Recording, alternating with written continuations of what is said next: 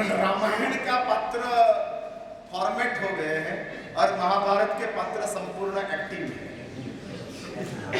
रामायण के जितने भी तवारीख है, पात्र है, वो सब फॉर्मेट, कुछ नहीं बचे। और इस पारिवारिक जीवन जो परमात्मा आदिनाथ ने स्थापित किया, अब जो साल से इस पारिवारिक जीवन आ रहा है, और इस पारिवारिक जीवन के जिसका सेंटर में एक चीज है, और वो चीज क्या है, एक बात समझ कर रखो, बलिदान से परिवार टिकता है।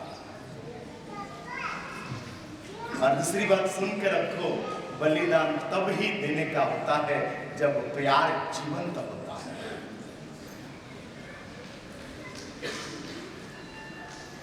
और प्यार तब ही जीवंत रहता है जब हमारी सहन करने की ताकत विस्तृत होती है। हाँ, बैरिंग कैपेसिटी जब बढ़ती है, टॉलरेशन पावर जब डेवलप होता है, तब प्यार जीवंत रहता है। जीवंत रहता है, जीवंत रहता है, सहन करने की ताकत। मां बुढ़ी हो गई थी, अस्थमा हुआ था,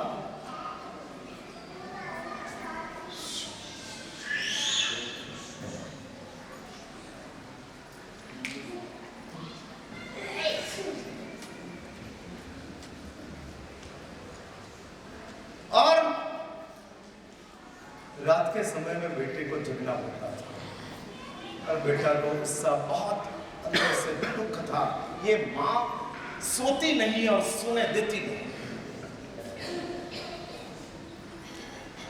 और एक दिन बेटे को आया गुस्सा, मां को उठाया। उस गांव के बाहर एक बहुत बड़ा पहाड़ था, और पहाड़ के बगल में खाई थी, माइंस थी। और माँ को बेटे ने कहा, माँ आज मैं तुझे मुक्त कर देता हूं।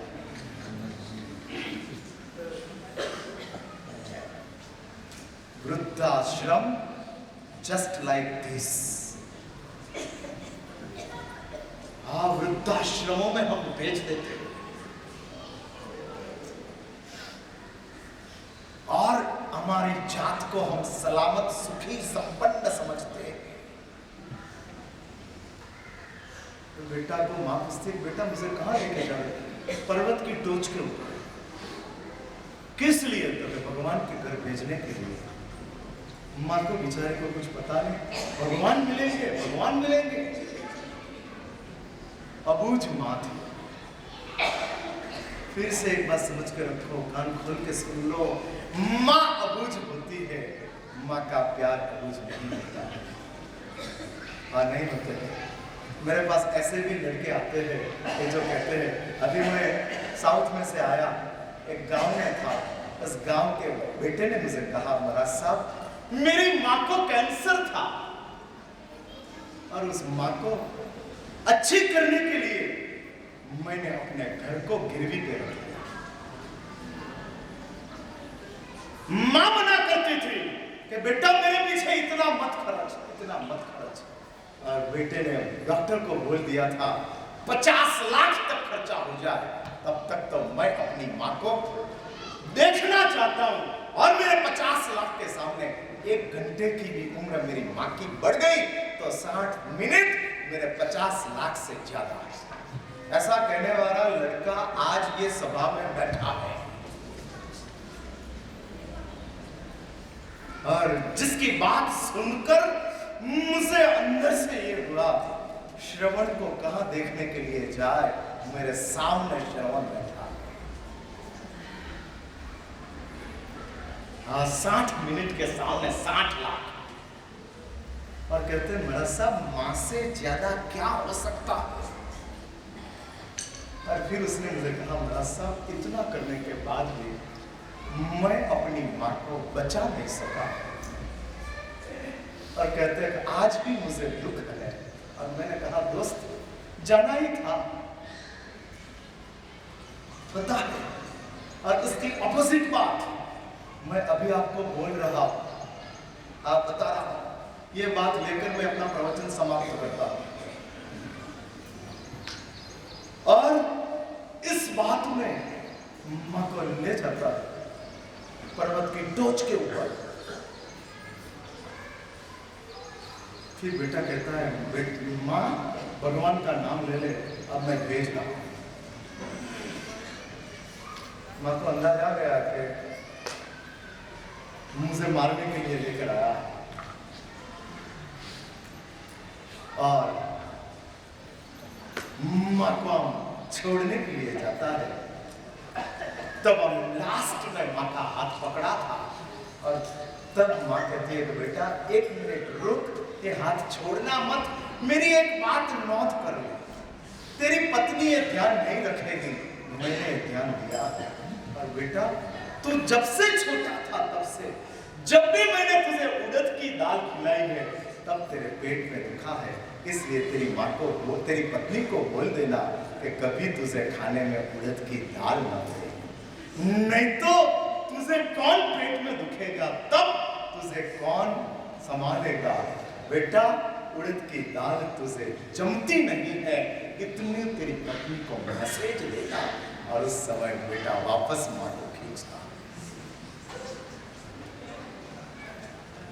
माँ तेरा ये प्यार, ये तेरी करुणा, ये तेरा भाव, लेकिन एक बात समझ के रखो, परिवार तब ही टिकता है जब हम बलिदान देते हैं। आप बड़े परिवारों में, धनवान परिवारों में धन मिलता है, समय नहीं मिलता। मुंबई में एक लड़का ने अपने घर की बात मुझे बताई। वो लड़का कहता है, महाराज साहब, मैंने अपने बाप को एक दिन बैठाया और पूछा कि पापा दिन का कितना कमाते हो? 6 घंटे आप ऑफिस जाते हो, कितना कमाते हो? और बाप ने कहा कि 6 घंटे में मैं 50,000 कमाता हूँ। हाँ, 50,000 6 घंटे में कमाता हूँ। मैंने पिताजी 1 घंटे का 6,000 हुआ ना? एक काम करो पिताजी, कल से 1 घंटा मुझे दे दो, 6,000 मैं आपको देता हूँ। हाँ, 1 घंटा मुझे आप दे दो, मैं 6,000 आपको देता हूँ। यदि 6,000 के लिए आप 1 घंटा दे सकते हो, तो मेरे लिए बात करने के लिए 1 घंटा निकालो, मैं आपको 6,000 देता हूँ। इस दुनिया में एक बात समझ के रखो, शेयर करने वाला भी कोई चाहिए, केयर करने वाला चाहिए, शेयर करने वाला चाहिए, और बैर करने वाला चाहिए। 3 चाहिए, केयर करने वाला, शेयर करने वाला, और समझे ना, बैर मीन्स सहन करने वाला। और ये बलिदान की भावना जब तक बचेगी तब तक परिवार बचेगा। बलिदान देने का भाव तब ही होगा जब प्यार हो। प्यार तब ही टिक पाएगा जब सहन करने का सामर्थ्य बढ़ जाएगा। इसलिए मैं एक ही बात बताता हूं, एनलार्ज योर कैपेसिटी। सहन करने की ताकत को बढ़ाते जाओ, बढ़ाते जाओ। बात बात में शॉर्ट टेम्पर्ड मत बनो। छोटी छोटी बातों के लिए घर तूफान मत करो, सिर के ऊपर घर को मत लो, जाने हाथ जाने दो। और मैं आपको आगे जाकर ये कहूंगा, भगवान की पूजा से भी ज्यादा वैल्यू पारिवारिक प्रेम की है।